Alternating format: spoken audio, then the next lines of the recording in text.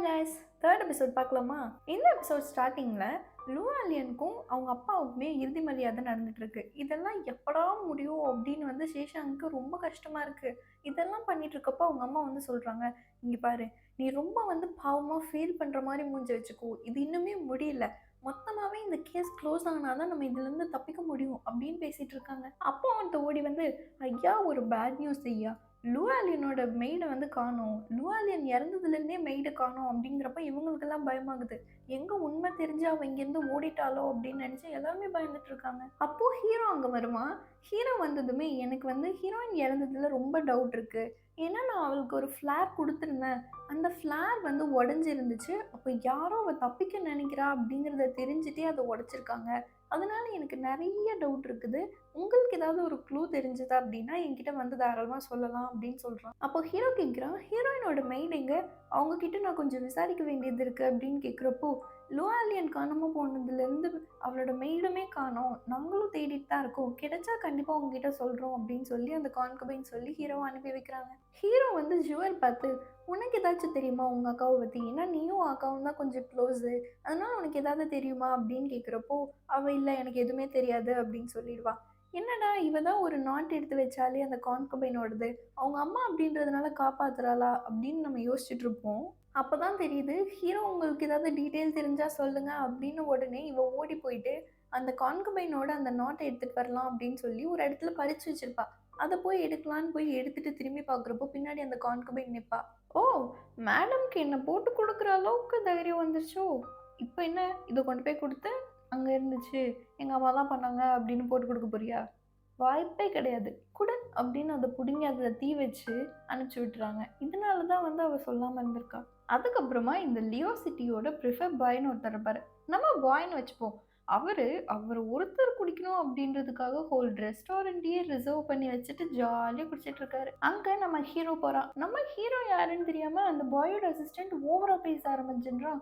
இதை பார்த்ததும் நம்ம ஹீரோவோட அசிஸ்டன்ட்க்கு கோவம் வந்து, எங்களை யாரும் நினைச்ச அப்படின்னு பேட்ச் எடுத்து காட்டுறான். பேட்ச் பார்த்த உடனே ரெண்டு பேருக்கும் இல்ல மன்னிச்சிருங்க தெரியாம பேசிட்டோம் அப்படி இப்படின்னு பேசிட்டு இருக்கானுங்க. அதுக்கப்புறம் ஹீரோ சொல்றான், அதெல்லாம் இருக்கட்டும், ஆனா எனக்கு இப்போ கொஞ்சம் டவுட்ஸ்லாம் இருக்கு. நீங்க வந்து ஹீரோயினோட ஃபேமிலியை பத்தி என்ன நினைக்கிறீங்க? இப்போ கூட ரீசெண்டா ஒரு ஃபயர் ஆக்சிடென்ட் நடந்துச்சுல, என்ன நினைக்கிறீங்க அப்படின்னு கேட்ட உடனே, டேய் சொல்லுடா என்ன நடந்துச்சுன்னு உனக்கு தான் தெரியும்ல அப்படின்னு அந்த அசிஸ்டன்ட் அந்த பாய் சொல்றான். அந்த அசிஸ்டண்ட்டும் சொல்றான், சார் இல்லை சார், ஹீரோயின் தான் வந்து அவங்க அப்பாவையும் கொன்னுட்டு அந்த கில்ட் தாங்காம அவங்களே அவங்களுக்கு ஃபயர் வச்சுட்டு செத்துட்டாங்க அப்படின்னு சொல்லி ஊருக்குள்ள எல்லாருமே அப்படிதான் பேசுறாங்க அப்படின்னு சொல்லி அவனும் சொல்றான். அதாவது இந்த ப்ரிஃபெக்ட் பாய் அப்படிங்கிறவங்க என்ன பண்ணுவாங்க அப்படின்னா, பர்டிகுலர் அவங்களுக்குன்னு ஒரு ஏரியா கொடுத்துட்டாங்க அப்படின்னா அந்த ஏரியாவுக்கு ஃபுல் ரெஸ்பான்சிபிலிட்டியுமே அவங்க தான். அங்கே என்ன நடக்குது, ஏதாச்சும் ஒரு ப்ராப்ளம் அப்படின்னா எல்லாமே அவங்க தான் வந்து போய் பார்ப்பாங்க. ஸோ அந்த மாதிரி ஒரு பொசிஷன் தான் இந்த ப்ரிஃபெக்ட் பாய் அப்படிங்கிறது. அதனால தான் ஹீரோ போய் அந்த ப்ரிஃபெக்ட் பாய் கிட்ட கேட்டிருக்கான். ஆனால் அவன் ஊரில் சொல்கிறாங்க அப்படி சொல்கிறாங்கன்னு அந்த கேஸ் இன்னும் இன்வெஸ்டிகேட் பண்ணவே ஸ்டார்ட் பண்ணல. ஹீரோவுக்கு ரொம்ப கோவம் வந்துடுது.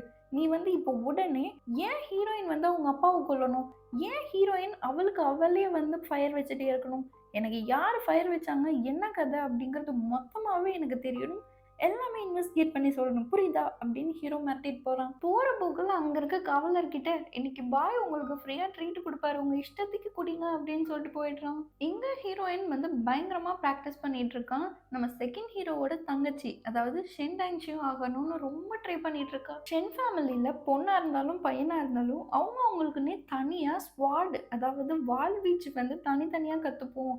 அவங்களுக்குன்னு ஒரு டெக்னிக் இருக்குது. அதை நீ எவ்வளோ சீக்கிரமாக கற்றுக்குறியோ அவ்வளோ சீக்கிரமாக நீ உண்மையான ஷென்டன்ஷோ ஆகிடலாம் அப்படின்னு சொல்கிறாங்க. ஹீரோயினுமே விட்டு கொடுக்குறதா இல்லை, இது எவ்வளோ தான் கஷ்டமாக இருந்தாலுமே நான் அதை கற்றுக்கிட்டே ஆவேன் அப்படின்னு சொல்லிட்டு அவள் கண்டினியூஸாக கற்றுக்கிட்டு இருக்கா.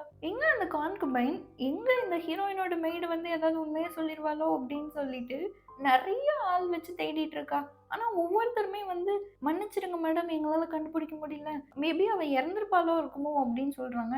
அவள் செத்துருந்தாலும் சரி உயிரோடு இருந்தாலும் சரி நீங்கள் தேடுறது மட்டும் நிறுத்தாதீங்க, எனக்கு ஒரு நல்ல நியூஸோட வந்து சொல்லுங்க அப்படின்னு சொல்லிட்டு இன்னுமே நிறைய ஆள் வந்து காசு கொடுத்து இன்னுமே நிறைய ஆள் செட் பண்ணிட்டு இருக்காங்க அந்த ஹீரோயினோட மெய்டை தேடுறதுக்கு. அதுக்கப்புறமா ஹீரோயினோட கழுத்து பின்னாடி ஒரு தீக்காயம் இருக்கும். என்னதான் அவங்க ஃபேஸை சேஞ்ச் பண்ணிட்டாலுமே இந்த காயம் வந்து அவங்களால என்ன பண்ணவே முடியாது. அதனால இந்த மருத்துவர் அந்த காயத்துல வந்து ஒரு லோட்டஸ் டாட்டூ போட்டிருப்பாரு. அது காயணும், அது சரியாகணும் அப்படின்றதுக்காக ஒரு க்ரீம் வந்து கொண்டு வந்து குடுப்பாரு. அத போட்டுட்டு இருக்கப்போ, ஒரு 4, 5 பேரு வந்து ஹீரோயினையும், ஹீரோயினோட அண்ணன் அதாவது நம்ம செகண்ட் ஹீரோவையும் அட்டாக் பண்ண ஆரம்பிச்சுடுறாங்க. இவங்க 2 பேரும் என்னதான் மார்ஷியல் ஆர்ட்ஸ் கத்து வச்சிருந்தாலுமே, நெறைய பேர் இருக்கிறதுனால இவங்க 2 பேத்தையுமே லாக் பண்ணி வச்சுட்டு, "உண்மைய சொல்லு. நீ யாருன்னு எனக்கு தெரியும். உன் முதுகுல இருக்க காயமும் எங்களுக்கு தெரியும். அதனால நீ உண்மைய ஒத்துக்கோ. யாரு?" அப்படின்னு சொல்லிட்டு, அந்த வாளோட கழுத்துல வச்சுக்கிட்டு அவங்க மிரட்ட ஆரம்பிக்கிறாங்க. கடைசி வரைக்கும் ஹீரோயின் உண்மையே சொல்லல. "நான் செஞ்ச தான். நீங்க தப்பா புரிஞ்சுட்டீங்க" அப்படின்னு மட்டுமே தான் சொல்றாளே தவிர, உண்மைய சொல்லவே இல்ல. அவ உண்மையே சொல்ல மாட்டேங்கிறா அப்படிங்கிறதுனால, அவங்க அண்ணன் வயித்துலயே குத்திர்றாங்க. மறுபடியும் குத்த போறப்போ ஹீரோயின் ஒத்துக்கிறா. "நான் லூயா இல்லன்னா, நான் ஒத்துக்கிறேன்" அப்படின்னு சொன்ன உடனே, "ஓகே நீங்க எல்லாம் போலாம்" அப்படின்னு சொல்லி நம்ம செகண்ட் ஹீரோ சொல்றான். இத பார்த்து ஹீரோயினுக்கு ஒரே ஷாக்கு. என்னதான் நடக்குது அப்படின்னு பார்த்துட்டு இருக்கப்போ, இது எல்லாமே நம்ம செகண்ட் ஹீரோ பண்ண செட்டப். ஹீரோயின் வந்து கம்ப்ளீட்டா சென்டென்ஸு தன்னோட தங்கச்சியா மாறிட்டாளா அப்படிங்கிறத செக் பண்றதுக்காக இவன் இந்த மாரி ஆள் செட் பண்ணி குத்துற மாதிரி ஆக்டிங்லாம் பண்ணியிருக்கான். அவனே சொல்றான், "என்னதான் ஒரு எக்ஸ்ட்ரீம் போனாலுமே, என்ன கொல்றதா இருந்தாலும், உன்ன கொல்றதா இருந்தாலுமே, நீ கடைசி வரைக்குமே என் தங்கச்சியாவே தான் இருக்கணுமே தவிர, நீ லுவா இல்லன்னா மாறவே கூடாது. அதுக்கப்புறம் நான் வந்து உனக்கு குடுத்த இன்புட்ஸ் எல்லாமே வேஸ்ட்டா போயிடும்" அப்படின்னு சொன்னதுக்கப்புறம் ஹீரோயின் ஒத்துக்கிறா. "இனிமே என்ன ஆனாலுமே என்னோட ஐடென்டிட்டிய நான் வெளிய யார்கிட்டயும் சொல்லவே மாட்டேன்" அப்படின்னு ஹீரோயின் வந்து வாக்குறுதி குடுத்துடுறா.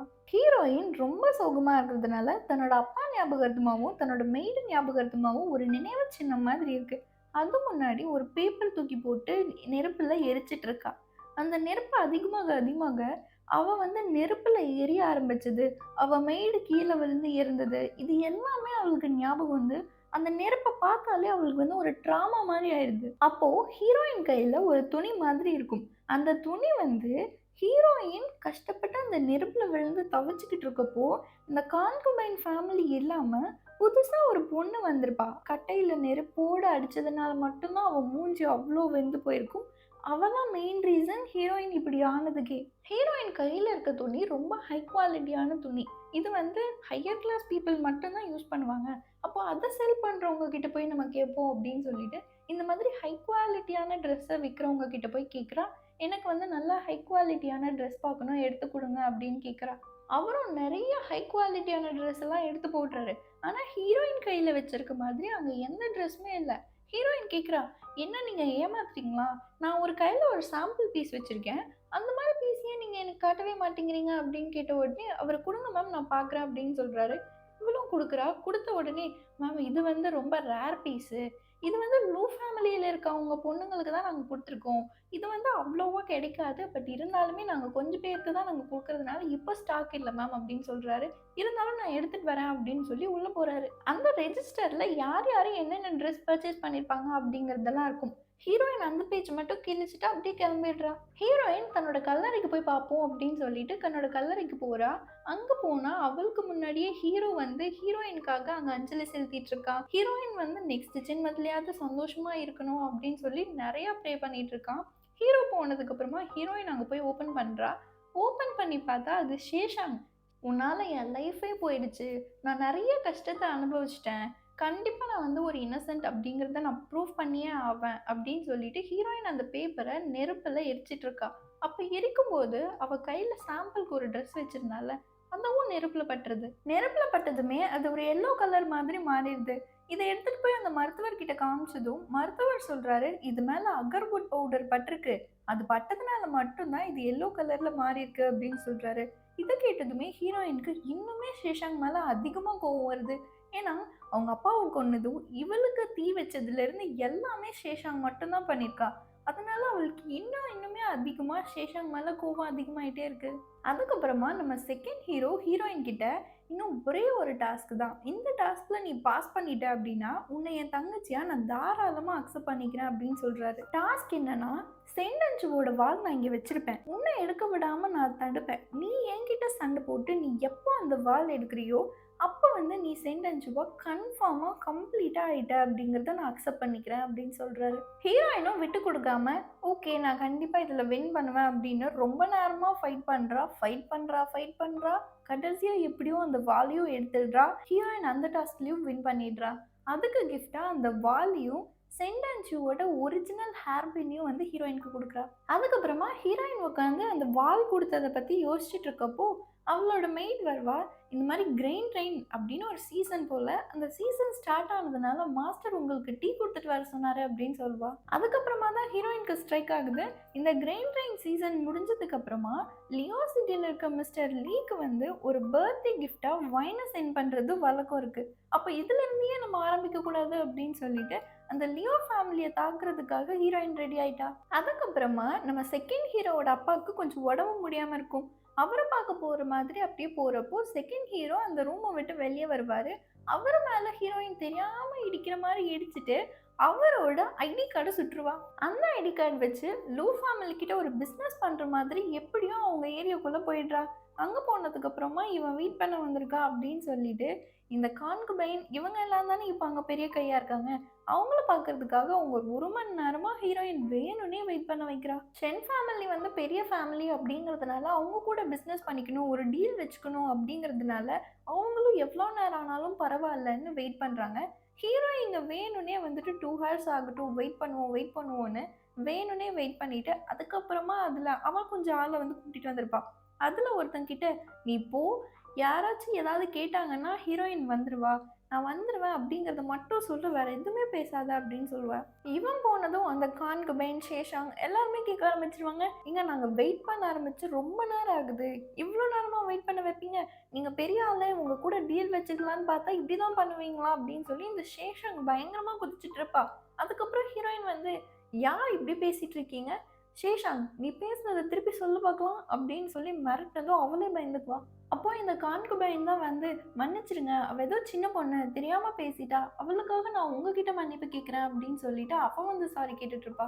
அப்பதான் லூவாலியனோட அப்பாவோட தம்பி வந்து நம்ம டீல் பத்தி பேசலாம், இதை விட்டுருங்க அப்படின்னு சொல்லிட்டு உங்களுக்கு டீல் ஓகே அப்படின்னா இதுல சைன் பண்ணுங்க அப்படின்னு சொல்லி அந்த லெட்டர் எடுத்து நீட்டுவான். அப்போ ஹீரோயின் சொல்லுவா, இந்த சேஷாங் பேச்சின பேச்சுக்கு எனக்கு வந்து 20% அதிகம் பண்ணணும்னு தோணுதே அப்படின்னு சொன்ன உடனே அவர் பயந்துடுறாரு. ஏன்னா 20%ங்கிறது ரொம்ப அதிகங்க அப்படின்னு சொல்லி அந்த கான்குபைன் 10% கூட உங்களுக்கு ஓகேவா அப்படின்னு கேட்குறப்போ 20%னா நான் இங்கே இருப்பேன், இல்லைன்னா நான் இங்கேருந்து போயிட்டே இருப்பேன் அப்படின்னு சொல்கிறா. அதுக்கப்புறமா வேற வழி இல்லாமல் சரி ஓகே 20%னாலும் ஓகே தான் அப்படின்னு சொல்லிட்டு அதுக்கப்புறம் ஓகே சொல்லி அதில் சைன் பண்ணி கான்ட்ராக்ட் பேசிகிட்டு இருப்பாங்க. அப்போ திடீர்னு என்ன ஆகும் அப்படின்னா ஹீரோயின் இருந்துட்டு எனக்கு வந்து உங்க ஆன்செஸ்டர் ஹாலுக்கு போய் பார்க்கணும்னு ஆசையா இருக்கு. அவங்க முன்னாடி வந்து நான் இத வாங்கிக்கிறேனே, பெரியவங்க முன்னாடி வாங்குறது நல்லது தானே அப்படின்னு சொல்லிட்டு ஆன்செஸ்டர் ஹால் போலாம் அப்படின்னு பிளான் பண்றா. அந்த ஆன்செஸ்டர் ஹாலுக்கு போனதுக்கு அப்புறமா ஆன்செஸ்டர்ஸ் எல்லாம் வணங்கிட்டு அவங்க கிட்ட ஆசீர்வாத் எல்லாம் வாங்கினதுக்கு அப்புறம் ஹீரோயின் என்ன கேட்பா அப்படின்னா, லுவாலியனுக்கும் லுவாலியனோட அப்பா உங்க 2 பேர் இறப்புலயும் நெறைய பிரச்சனை பேசிட்டு இருக்காங்க. உங்களுக்கு ஏதாவது ஒரு பிரச்சனை நிஜமாவே இருந்துச்சு அப்படின்னா, எனக்கு ஒரு சைன் மட்டும் குடுங்க. அந்த சைன் வச்சு நான் கண்டுபிடிச்சிடுறேன் அப்படின்னு சொல்லிட்டு வேண்டிட்டு இருக்கப்போ, திடீர்னு அங்க வச்சிருக்க மெழுகுவர்த்தி, கேண்டில் எல்லாமே வந்துட்டு வெடிக்க ஆரம்பிக்குது. அந்த தீயெல்லாம் வந்து ஸ்பார்க் ஆரம்பிக்குது. இதுலருந்தே வந்து ஹீரோயினுக்கு ஏதோ தப்பா இருக்கு போலயே அப்படின்னு சொல்லி அவளா ஒண்ணு கிரியேட் பண்ண ஆரம்பிச்சிடுறா. அப்போ ஒரு மெயில் ஓடி வந்து, மேம் கெட்டது நடந்துருச்சு. நம்ம ரிட்டர்ன் கிஃப்ட்டா வச்சிருந்த ஒயின் எல்லாமே கீழ கொட்டிருச்சு மேம். கீழ கொட்டின ஒயின் எல்லாமே ரத்தம் மாதிரி இருக்கு அப்படின்னு சொன்னதும் எல்லாருமே அங்க ஓடி போய் பார்க்குறாங்க. அங்க ஃபுல்லா ரத்தமா இருக்கு. அத பார்த்ததுமே ஹீரோயினுக்கு இன்னுமே சந்தோஷம். என்ன பிளான் பண்ணி வச்சிருக்கான்னு தெரியல. அடுத்தடுத்த எபிசோட்ல ஹீரோயின் குடுக்க போற ட்விஸ்ட், ஹீரோயினுக்கே குடுக்க போற ட்விஸ்ட் அப்படின்னு எல்லாமே பார்க்கலாம். மறக்காம சேனலை சப்ஸ்கிரைப் பண்ணிட்டு இந்த வீடியோக்கு ஒரு லைக் பண்ணிக்கோங்க. Bye guys.